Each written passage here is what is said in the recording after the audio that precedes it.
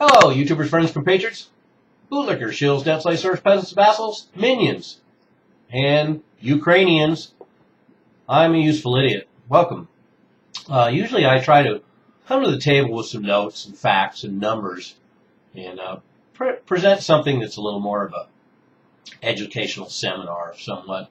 But today I'm just going to freelance because there's not really much to say about the situation in Ukraine as far as analysis. All I can do is provide some observations and maybe a little bit of analysis. So I'm going to dive right into that. So we have this new violence erupting in Ukraine. It's really fascinating to watch. It's both inspiring and heartbreaking at the same time. And the images, like so many of these struggles across the globe, are unforgettable. And we're seeing a wide range of human emotion mixed in with all of this violence. And a lot of violence there is. So this is a very huge tipping point in what's going on in Ukraine now, because we're seeing not only this escalation of violence and this long continuation of these events going on, 2-3 months now. And now that it continued to escalate means this is not going to go away. And we have 70 people killed as of today. And like I say, we have the introduction of weapons now. We have snipers on roofs from the government. They also may be agent provocateurs provided by bad actors. And then we also see a lot of the opposition, the protesters in the streets, brandishing weapons, pistols and rifles. And I've seen footage with grenades. And they're very handy with Molotov cocktails, as it turns out. The city of Kiev is virtually on fire downtown.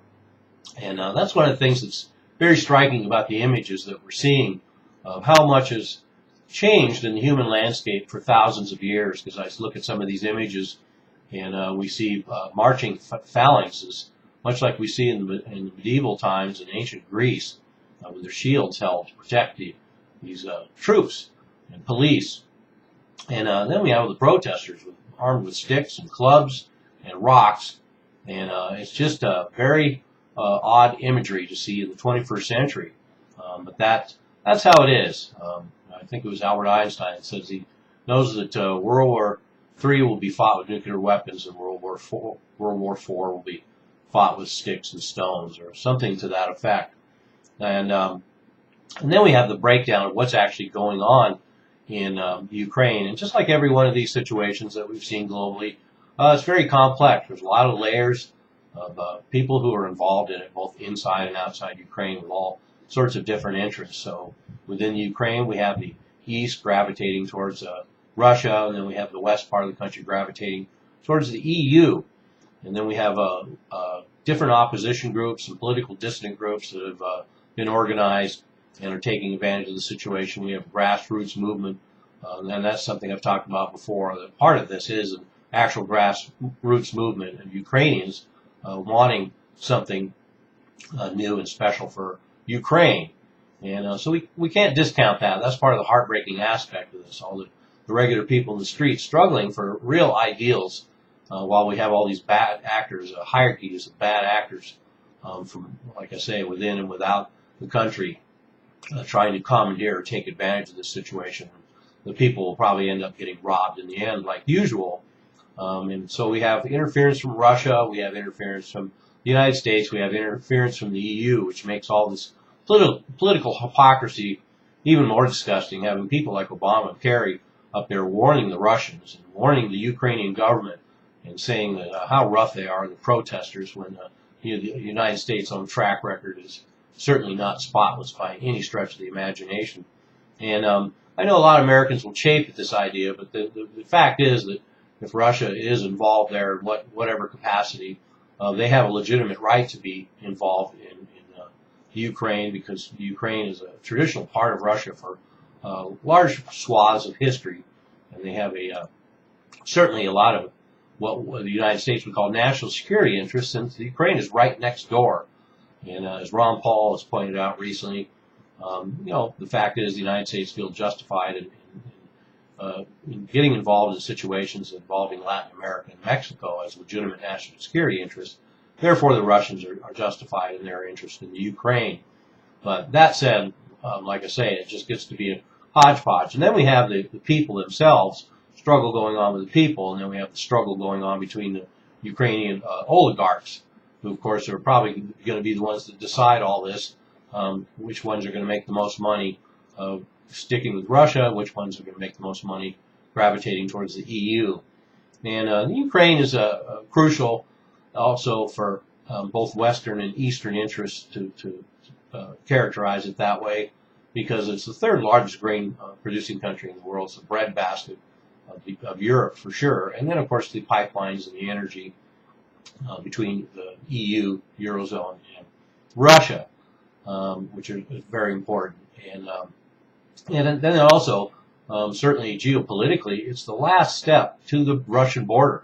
And that's one of the things the Russians are most concerned about, and that's why I say it's a national security concern to them, because if Russia, if Ukraine really goes into a Eurozone connection, and certainly eventually joins NATO, Russia's worst fear, then all of Europe will be captivated by NATO and will be right on Russia's border.